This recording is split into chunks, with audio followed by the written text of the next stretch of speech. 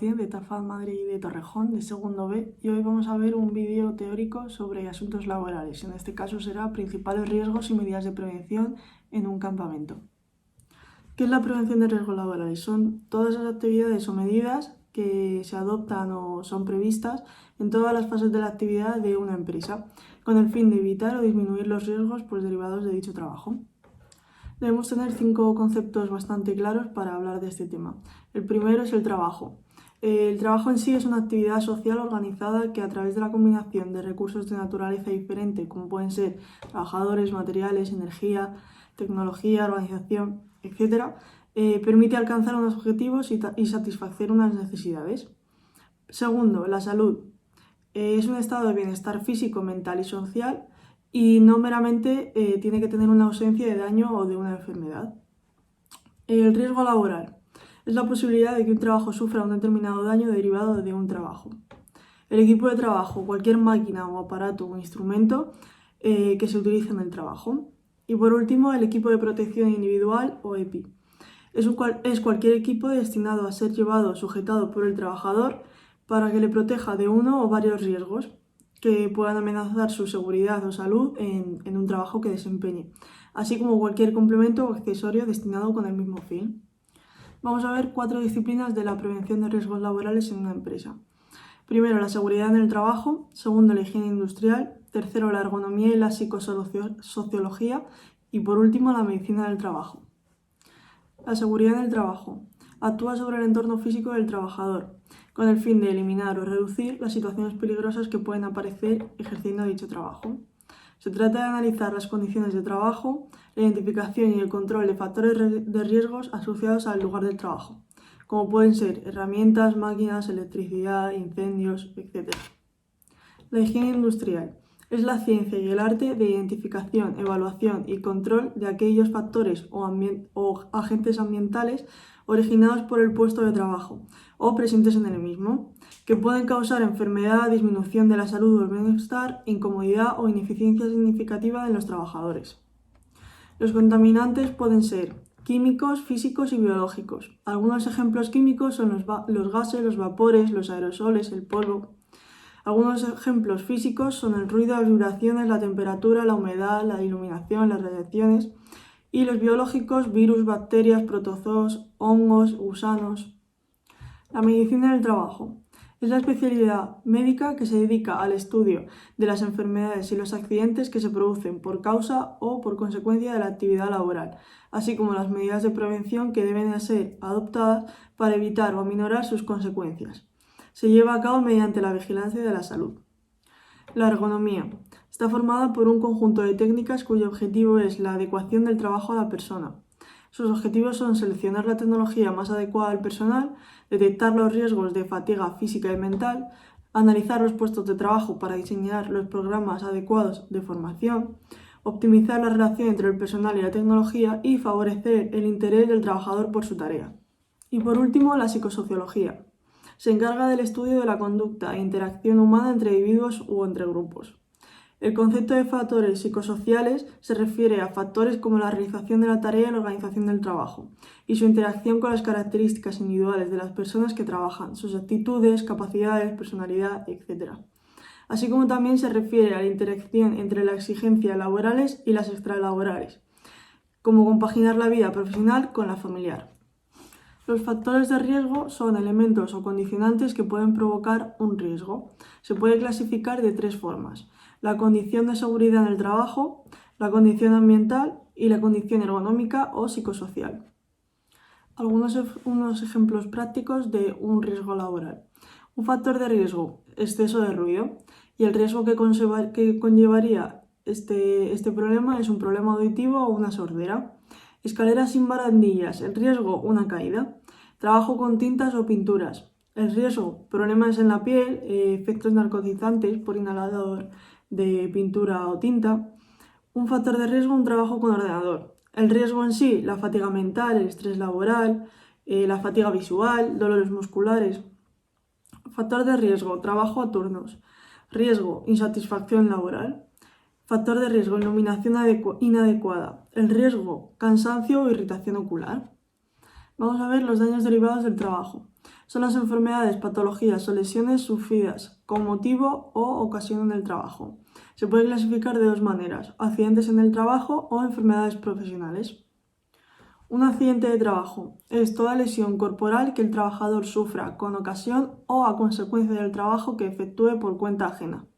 Lo que sufre el trabajador al ir al volver del lugar del trabajo, que se llama in itinere, se considera un accidente del trabajo. Los ocurridos por el trabajador en cumplimiento de las órdenes de empresario también se considera accidente de trabajo. Además, se consideran los acaecidos en acto de salvamento, las enfermedades o defectos padecidos con anterioridad por el trabajador que se agraven como consecuencia de la lesión consecutiva del accidente y las enfermedades contraídas por el trabajador a consecuencia de su trabajo no incluidas en el cuadro de enfermedades profesionales. La enfermedad profesional es toda enfermedad contraída o a consecuencia del trabajo ejecutado por cuenta ajena.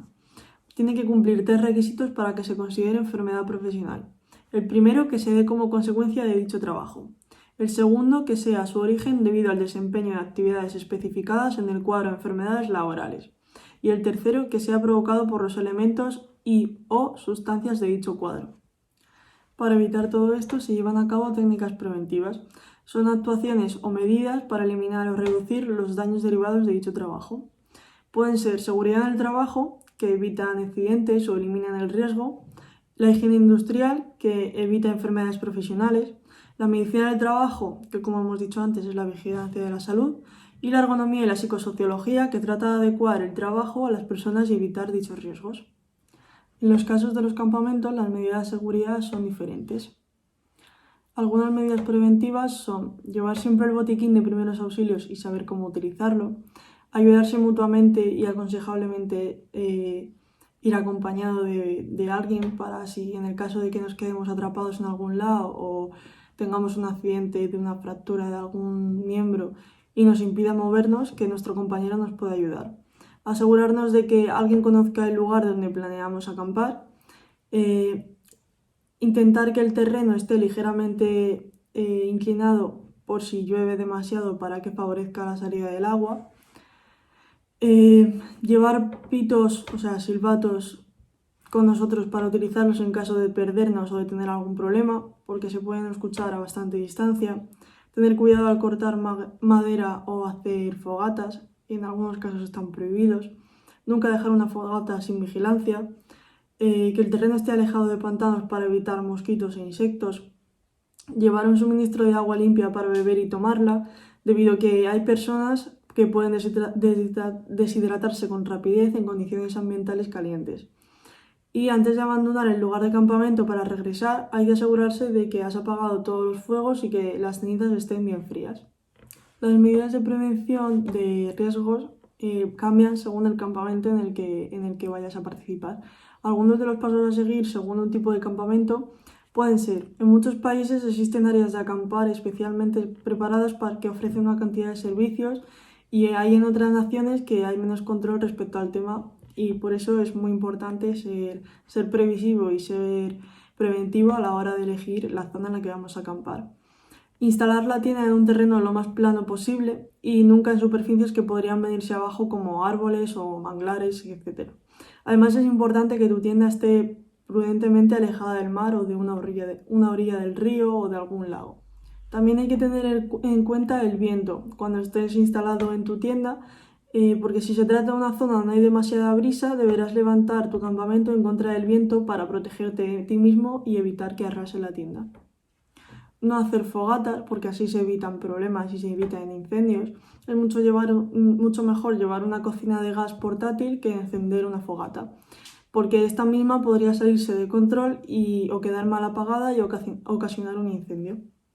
En el caso de que no dispongas de la cocina de gas portátil y tengas que realizar una fogata, al menos procurar que esté alejada de las tiendas, porque una chispa puede ser el inicio de un incendio. Llevar siempre con uno mismo un botiquín de primeros auxilios con lo esencial, además de un teléfono móvil con batería cargada, una brújula, un GPS y un mapa de la zona donde te encuentras con los poblados más cercanos señalizados. Por último, mantener el grupo y evitar explorar en solitario si no conoces la zona donde vas. Si lo haces, recordar llevar métodos para orientarte que te permitan regresar a salvo al lugar del campamento. Además, siempre llevar suficiente cantidad de alimentos que no sean perecederos, como enlatados, y también llevar mucha agua para mantenerse correctamente hidratados.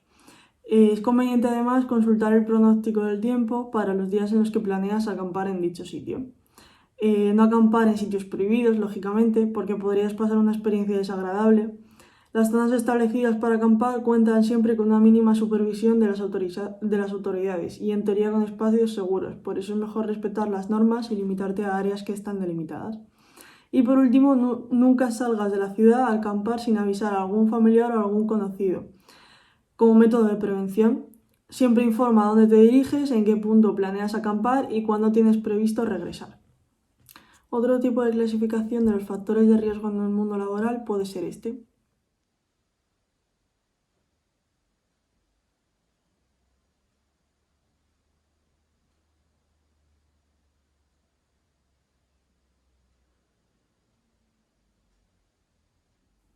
Vamos a ver una pirámide que propuso Frank Bert sobre la prevención de riesgos laborales.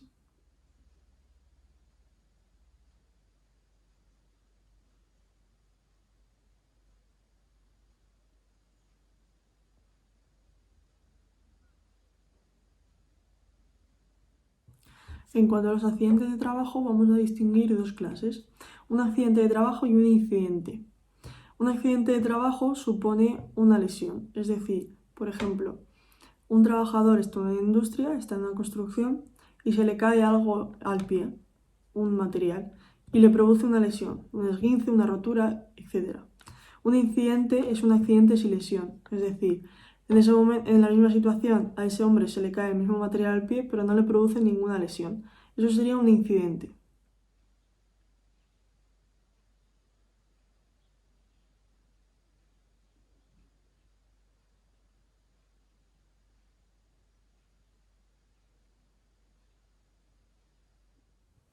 Una de las medidas más comunes y a veces más eficaces de prevención de riesgos puede ser señalización.